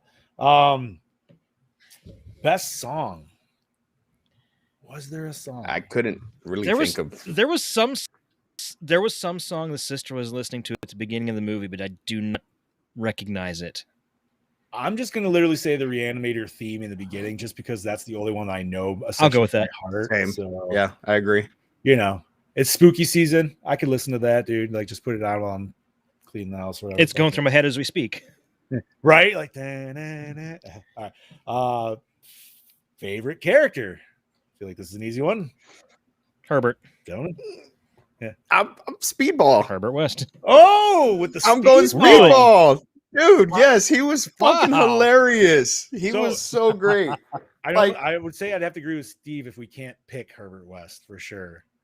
Like, Herbert West is probably a given. Herbert's a given. Speedball was just fucking. He was Speedball was the great extra character, just because he for one, I'm not sure how he even hurt what's her name, the reporter, because she's like, oh, my ankle. Yeah. And I'm like, he didn't even fucking do anything. He like nudged his shoulder into her shoulder. Like, I don't know. She must just. I'm telling you, man, that scene of him just popping pills like it's popcorn was fucking hilarious. Exactly. Yeah, he just fucking, because that's all he wanted the whole time was, can I get some pain pills, or what was it, Percocet, Vicodin, or whatever it was. Can I get those little red pills? Vicodin, red ones, Vicodin, right? I need those little red pills. He even asked for it when he was dead. He's Yeah. like, yo, man, you got any Vicodin? Oh, that's the good shit, man. Oh shit. That's the good shit. Oh, fucking yeah, dude. Was it scary? No. I don't think it necessarily wasn't intended to be. Seeing these are more like comedy horrors, not specifically comedy horrors, but horror with comedy elements in them, I should say. Yes. But comedy. Yes. I think maybe for a kid, this would be fairly scary, especially with the way it opened with like that campfire theme where they're I'm just sitting gonna say, in the I tent. don't know personally, and this is just my personal take. I don't know if I personally show kids the Re-Animator series unless they were like a certain age, just because there's a lot of rapey shit in all of them. My kids are all fucked up. They've seen all of it. Yeah, but your kids aren't my kids' age. You know what I mean? Like, but they were at one time. They were at one time, correct? And they grew up watching all this shit. They're fine. They're fine. I will say I finally watched Jason Rising this morning, and my daughter did watch that with me. So I still haven't watched that yet. I still haven't watched it all the way. Same. I enjoyed it. Nice. Yeah, I'll leave it at that because you guys haven't watched it, so I don't want to say it. I don't even want to describe how I feel about it. I'll just say I enjoy it. I will watch it after this. I you know what? I'll give him credit though. It doesn't ruin anything, but I'll give him credit for almost the solid hour too. Like, that's nice. That's nice to get, especially when you get invested into something and then it just ends. You're like, oh no, fuck. But no, I thought this one was good. That's good. That's good. Excellent. Does it hold up today? Yeah, actually, I think it does. I think so. Yeah, I don't see why it wouldn't. For a 2000s movie, which as much as we trash on 2000s movies, I feel it fits the series perfectly. Yep. Like, this one did it's got not that old fall school- victim. Yeah, and it did not fall victim to the darkening. no, not Or by the any shitty means. CGI.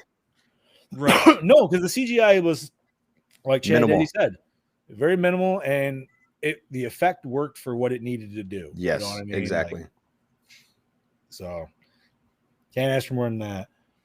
Right. How was the acting? Good or bad? It was pretty good. I mean, you It could obviously wasn't- tell the act, but some of them you can tell were badly dubbed. Like they're definitely dubbed. Yes. Yeah, because she does have a natural Spanish accent. Yes. Yeah, I was gonna say it took me a second to notice that, but then when there was like, I think it was when they were having their little like wine and dine at her apartment or his apartment or whatever. I think that's when I noticed it the most because they were doing like super close-ups of her face. Yeah. But yeah. Other than that, I thought the acting was fine. I thought the new doctor did a great job. Like, he didn't overham it. I mean, it wasn't like phenomenal acting, but at the same time, I didn't think it was like terrible either by any means. Like, it wasn't like, and I love acting. Jeffrey Combs. I love Jeffrey Combs' really dry delivery of the comedic lines. Like we were saying before, every Re-Animator movie has him making one hilarious sexual innuendo. Yep, and this one was it was something with going down in the, or that's how you get into the hole or something like that, or there's many ways to get into the hole. Yeah. When she was going. Not only that, but he always has an excellent monologue scene, and this one is when he's reanimating the warden, and you get that crazy fucking POV shot, and like him just like explaining like how essentially he's just letting the warden loose on the prison, which actually is like a fucking insane idea, but that's why I love Herbert West, because he literally like his walls of whatever anybody would think are just way past that shit, dude. Like he's in a whole different fucking world, which is great. Like you talk about people having no filter. He literally has no filter, not just speaking his mind, like everything he does, no filter whatsoever. It would be insane to actually have that kind of just like openness and not give a fuck. Yeah, like that, not give a fuckitude. Like, and it's so funny because anytime somebody tries to set up boundaries with him, tell him he's pushing a line, he gets so offended. Right, because it's like he can't science, believe you have to do this. Yeah, he can't believe people don't all think the same way as him. Which, once again, I one of my favorite scenes that I laughed at and I loved was when he got questioned about reanimating the warden, and he just gets this weird like face turn stare towards the camera that he's just like a little kid. You're like, I don't want to say. You're like, but it's fucking dude, he's great. Like his mannerisms are perfect. I want to see him in another one, dude. Like just same. Like you could have different people all the time, just keep him. I'd be fucking 100%, dude. It'd be great. So did you like the cinematography, gentlemen? Everything was great about it. It was very well done. Like TJ said, all the claustrophobic shots inside the prison, it was perfectly framed, well lit for all the scenes that need to be well lit. Yeah, very well. Especially for taking place in a prison, it was very well lit. You get a lot of movies that are in prison, very dark and gloomy, and you didn't get that with this. It looked like it would if you were actually to go into one of these places. It looked like a clean prison. I'll give it even that, for as like very clean, as dirty as it might be, and like the people working there might be. Like the main thing didn't seem like it was like nasty, like where some prisons will make it seem like that, right? You know what I mean? Like if this was Arkham and Batman, that's how that would. Yeah, it wouldn't be like this felt almost like as clean as like the super prison in that Stallone and Arnold movie that they were in together there. What was it? Escape or I think it was the Escape Plan or something like that. Yeah. That was a good one. I enjoyed it. Yeah, man. I mean, the POV shots were cool. The weird little tight corridors. I'm trying to think of anything like any other particular different shots in it. I did like the ending scene, like where him just walking away in the fog, that nice static shot of just him like throwing the eye out and then just walking, just fucking walking away. Yeah, that was a nice, just like, oh my god, give me another one, dude! Like right now, like and he fucking got out of there clean. Like, bro, nobody's like, even the fucking wiser, because you have to think too. The other doctors, he's fucked in the head. They're gonna think he's a fucking inmate. So no matter what he fucking says, he has no identification on him. Like, there's no way for him to validate who he really is, unless of course they have like photos or something of the staff. But he's cradling a fucking severed head. Yeah, and like he clearly did something there. And whether the head, so I kind of saw some opinions on this, and now it kind of like swayed me because I'm not really sure. But like, it was said that some people aren't sure if the head laughing was supposed to be like legitimately she was laughing like the guy in the first one, or it was just in what's his name's head. And I think it was in his head because there was no reaction from the police, the other people, right? Like I feel like the dude holding the head, if you see the head start talking and laughing and blinking, I'm gonna fucking chuck that thing or even kickball it. You know what I mean? But like, it's not. Yeah. But did they know what they were? Did the police know what they were walking into? They probably didn't. But I feel like if you saw that head like talking and shit, it wouldn't take you more than 2 seconds to be like, "What the fuck?" Nope. Like, see, and I want to go the other way. I want to go the other way and say that she actually was laughing. And the only reason I say this, what's different between her and any of the other zombies or undead corpses, whatever. She's got that shit. She has the fucking Yeah, that electric shit, and I forget what they the hell called is it. I know. EPC Neo, was it? Neoplasm or something. No. Something plasm. Yeah. God damn it, dude. But yeah, and I think because of that and the mixture of the serum that she actually was still alive. I mean, because what's his name in the first one? Like his head was alive the whole time, but he had to keep getting reanimated serum to do it. And he wasn't at the conscious level, obviously, because of that shit. I mean, honestly, I don't know. I really don't know if I think it's just left up to interpretation at this point. Like in my head, I feel like she's almost is alive, but it doesn't make sense with the reaction of the police. Because to me, like they'd be like, ugh, you know what I mean? Like, I don't know. If it was in his head, he would probably see his sister's face instead. So I don't know. Right, like, well, he was calling her sister at the end, so maybe like I didn't know. It would have been cool if maybe like they did a little overlapping of her face. Yeah, like a morph. Then that would definitely answer your question right there. But I'll have to ask Bossman, see what he thinks on that one. Actually, we'll have to have Bossman ask Brian Usna. There you go, even better. Man, find out for us. That's a good interview question right there. Yeah, Scoobs, remember that shit. So then ask him last question: what the fuck happened with House? Well, dude, when we get House to Re-Animator. Right, like 2 years too late. It's like, yeah, but you don't need Bush, dude. Just give us a president. You could still give us Bush. I wouldn't care. Oh yeah, I'd still fucking watch the fuck out of that, even if it was Bush. Yeah, just set it in like 2007. Yep. You know what I mean? There you go. Who gives a shit? Get the actor from That's My Bush. Oh my god. Oh fuck. Holy shit, that would be great. You might have just made my new favorite Re-Animator movie right there. Like, That's My Bush. Oh shit. So did you like the premise, gentlemen? Of course. I loved it.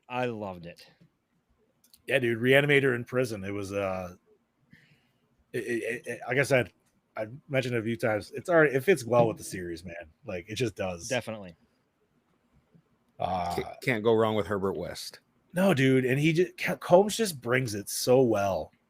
Mm-hmm. It's like nobody else can play that, dude. Nobody. It's like he's not trying to deliver the line, because they're just so like fucking just bland and dry, but it works so fucking well. Like I said, dude, it's his facial mannerisms, dude, just the way his like poses are, and like just to stare down. Like Chad said, like when he gets legitimately offended if anybody questions anything he does, like no. It's like watching Ryan Reynolds act, and you wonder how much of it's actually acting and how much of it's just ad-libbing. Yes. Ryan Reynolds, I'm gonna say like 90% ad-libbing, 10%. And I love Ryan Reynolds. Do not get me wrong. Watch him in Hobbs and Shaw, and you'll know exactly what I mean. I'm fairly certain 90% of his lines were completely ad-libbed in that movie. Wait, Ryan Reynolds was in Hobbs and Shaw? Yes, it's so fucking great. You have to watch it. You have to fucking watch it. Damn it, I never really planned on watching that movie, but now I have to. He's hilarious. Ryan Reynolds is America's sweetheart. I mean, listen, dude, I've been watching him since Two Guys, a Girl. Which is funny because he's Canadian. So. Yes, right? Yeah, but dude, can I just say, random like offshoot, I feel like most of our great comedic actors of the last 30 to 40 years have all been Canadian actors, dude. And I don't care if he's Canadian. He's still America's sweetheart. But I mean, like everybody, dude. Like, yes. Oh, he is, dude. Like, he makes his straight wife men question their sexuality. Yes. He is my. I don't give a shit. Oh yeah. I am straight as fuck, but Ryan Reynolds is my man crush. He is my man crush every Monday. I think that yep. It really does, dude. Like, how can you not? Like, that's why Wesley Snipes hated him on Blade 3 because he didn't want to admit it. Alrighty, gentlemen. Might be right. Right. We are on to recycle, rewind, or remake. Rewind for days. Love this movie. Rewind. So I'm gonna say rewind, but I'm gonna add a fourth R, and I'm gonna say re-release. Give us a Blu-ray. If you can give us a 4K, give us a 4K. But if you can't give us a 4K, just give us a good 1080 Blu-ray with the widescreen cleaned up. No, you know what we need to do? We need to add a fourth R for reboot, as in reboot the series, bring it back, make more sequels. I'm making that change. Okay. Oh, fuck yeah, there we go. That's fine. Rewind and reboot. So speaking of reboot, I feel like we should mention there is a rebooted Re-Animator that came out in, I believe, 2016. Is there? Yeah, it's Yes. I believe it's an Italian film, or was it 2018? 2018, I think. Oh no, 2017. I think it was 16 and fun. Yeah, it was made and then finally came out. So yeah. So it's called Herbert West Re-Animator, and essentially it's a retelling of the first one. Obviously, it's not. There's nobody from the prior movies, and while it is a retelling, I heard it's a very like different visionary styling of it. So never personally. And if you're going to do a remake, but that's really the way to do it, though. Like I said, without seeing it, I unfortunately can't say either way. Like I would agree. Like yeah, like you don't want to do it exact carbon copy remake because there's no point of that. Like, But then at that point, right, like the original's so great. Why even remake it? Right, and I don't feel like you. And this is just my guess. I doubt they're going to have the slapstickiness of it in the reboot. Is what my guess would be. But to me, Probably like not. that's the whole part of the Re-Animator series that I love the most. Like, Yes, sir. is the overtop like ridiculousness, dude. Like, dude, that cat. If you don't love the cat scene from the first one, dude, like you never watch. You know what I mean? Like, just ridiculous. I thought about that whole scene watching this movie, dude, just because it's so awesome. But I don't almost want to say reboot. I want to say like keep it going, dude. Give us the fourth one that we never got. Well, yeah, that would be a reboot of the series, though. Yeah. Okay. Like that's not a remake. Got it. Gotcha. Yeah. No, I'd go full reboot the series then, dude. Give us the presidential one. I think that'd be great. And just keep them fucking coming. All right. So we are on our rating, gentlemen. And so Bobby was a 4. Mm-hmm. All right, Scoobs, drop it on me, buddy. I'm going to go 3.5. 3.5. Chad Daddy. I'm going the same, 3.5. 3.5. And I'm going to go with a solid.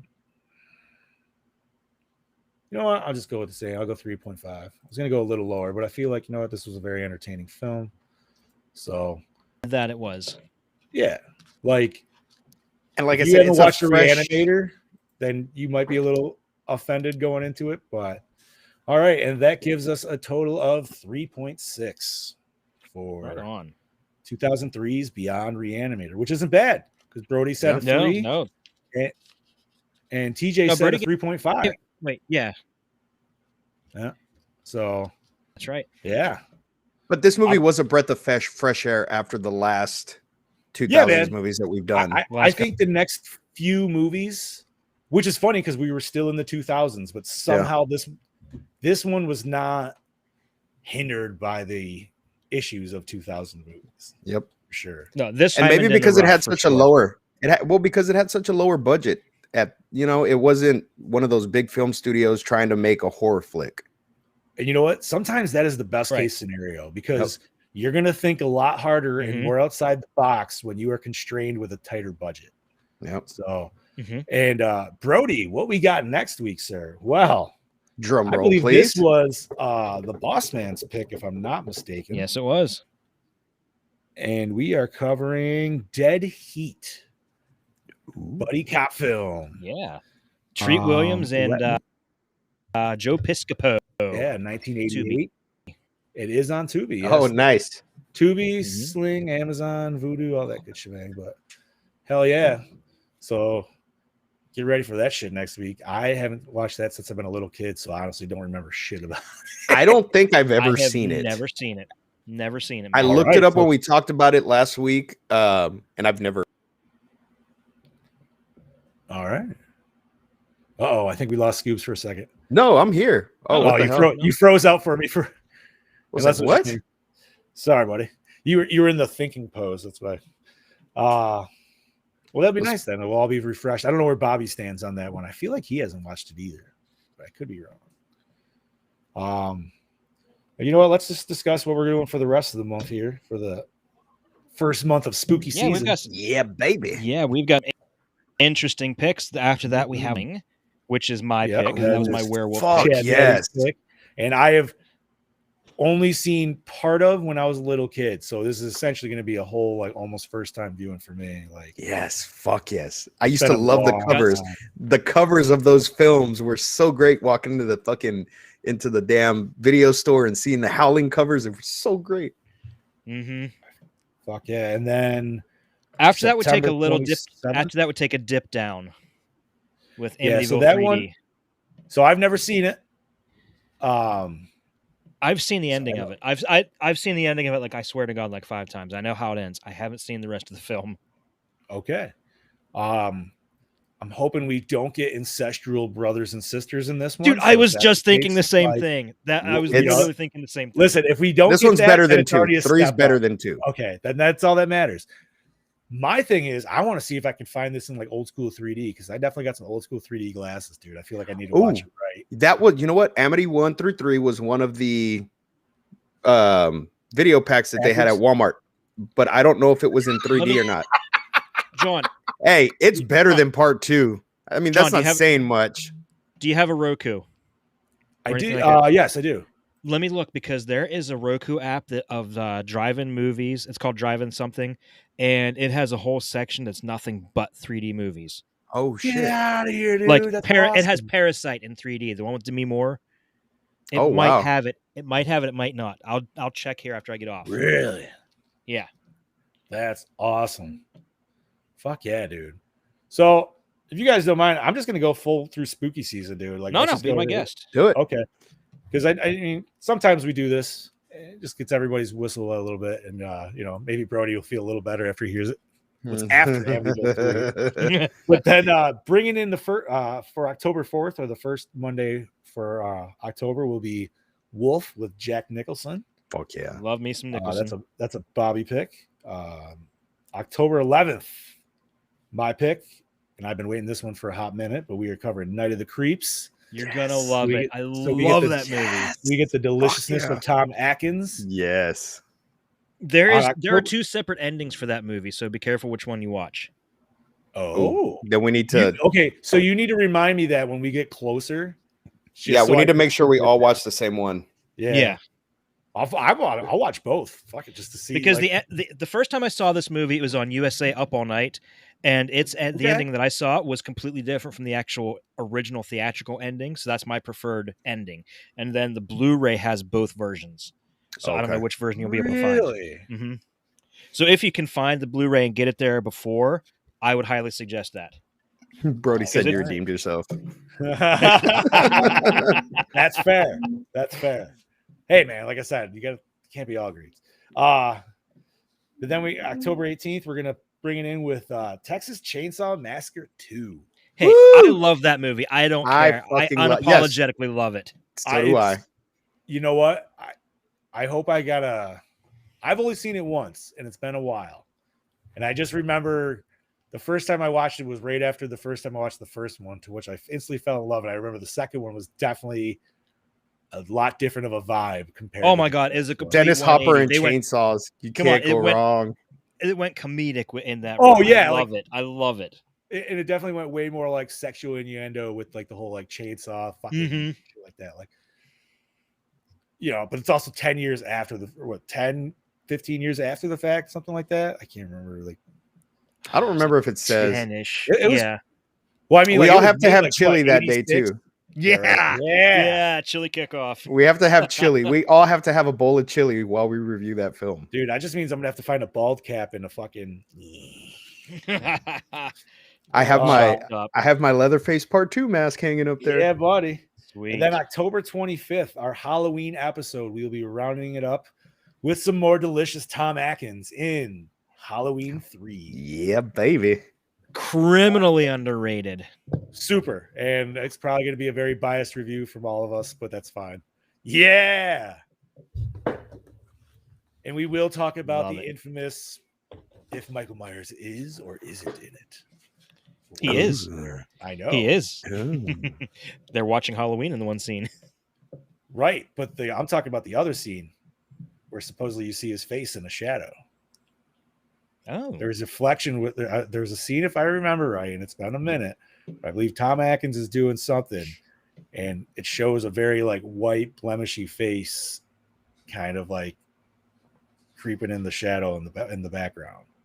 It's been a minute, so I could be way off, but that'll be our Halloween episode, so that'll be good shit. We got a good lineup, gentlemen. I'm excited. Oh, yeah, we do. Especially with the introduction of the werewolf movies this year. Yes.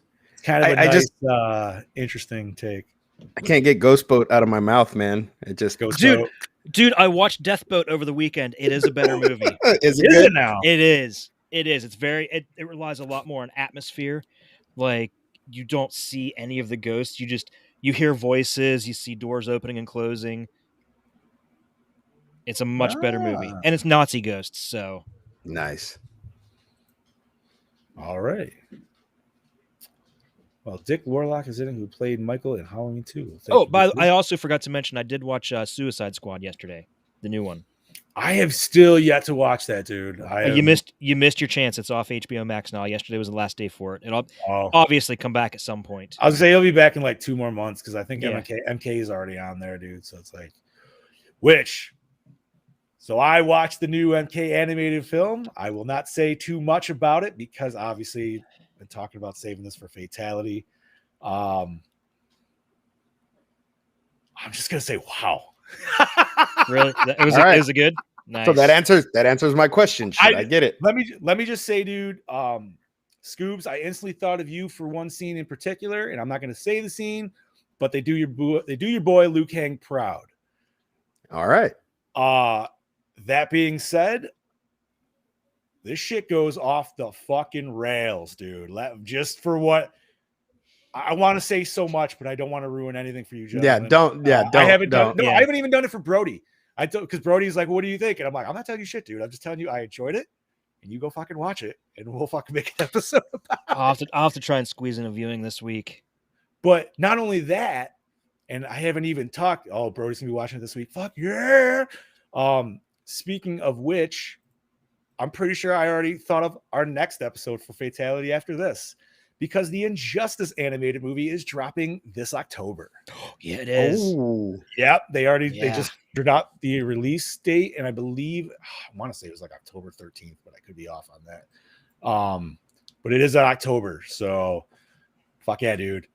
But I will say the one spoiler on the Mortal Kombat is Ultimate Instinct Shaggy. I knew you were going to 100%.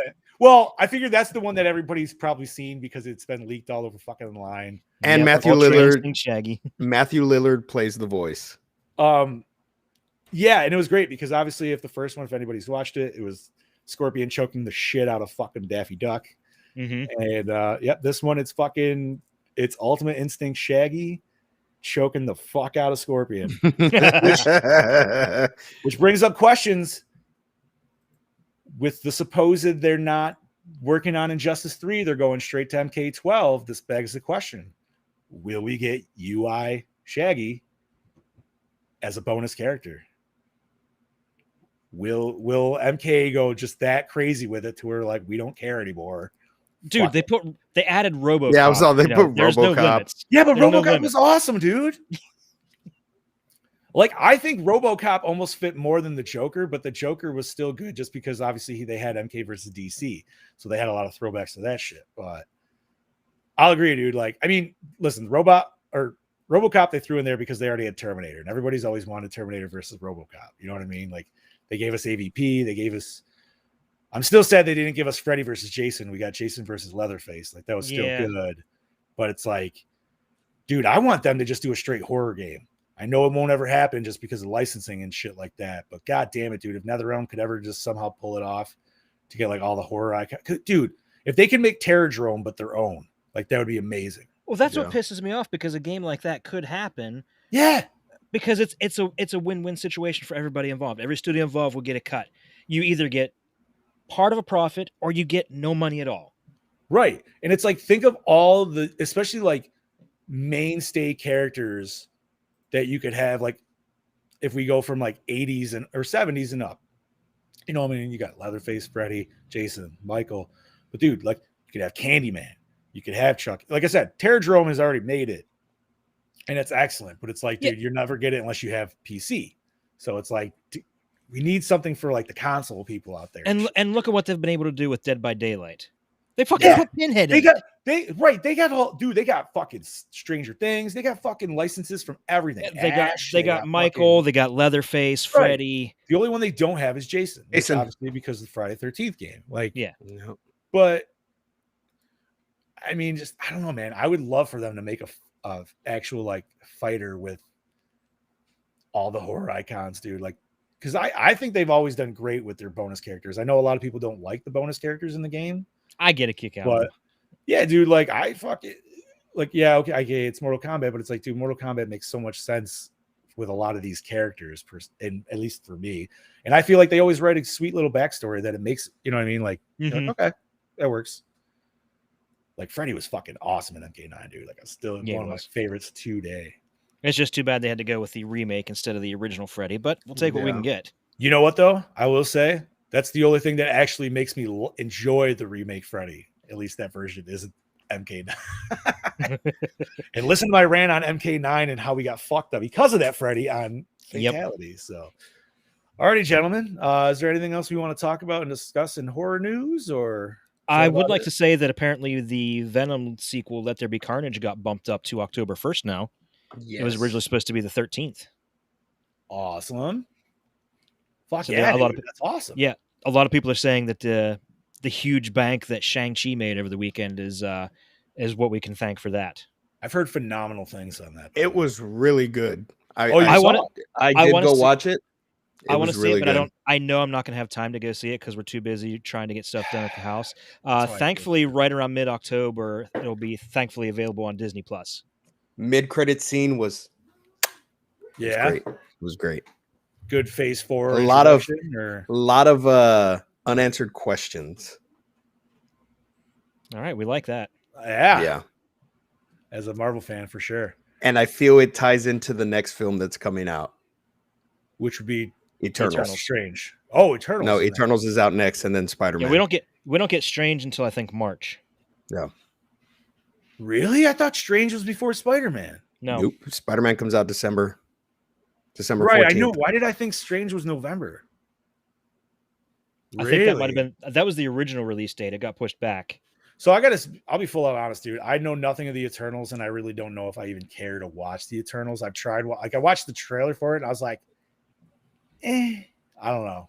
I'm sure it'll be great, dude. I'm sure. I can't really say much. I can't really say much because I don't want to give anything away about Shang-Chi. But if you watch Shang-Chi, you'll get a lot of like hints that kind of point towards the Eternals. That's all I'm going to say. Well, I figured as much because obviously Marvel's always got to tie into their next one that's going to drop. But yeah, I don't know. I don't know. Something about it is just not my kind of vibe for some reason. I'm on the fence. I'm on the fence. I mean, it feels too serious. It feels too serious. Maybe that's what it is, or maybe it's not superhero enough for my taste. Maybe it's, I don't know. For me, it feels like kind of like Thor: The Dark World. How it was See, I too did serious. not like Thor: The Dark World, dude. Neither did I. It was too serious, and then when they went to Ragnarok, I was like, yes, this is the formula I want. Ragnarok this one was great, dude. Fantastic. I feel like Eternals will bring in a bigger threat than Thanos was, and so that's why it has to start off serious. And I think that movie will change the course of Phase 4 in the MCU. I don't think Marvel has ever. So a bigger threat than Thanos. Are you thinking maybe Galactus? Dude, that'd be great because if that leads into the somehow like the whole like us getting Fantastic Four and shit. Well, Fantastic Four is the last film in Phase 4. Is it? Yep. Have they said who's been cast at all? Nope.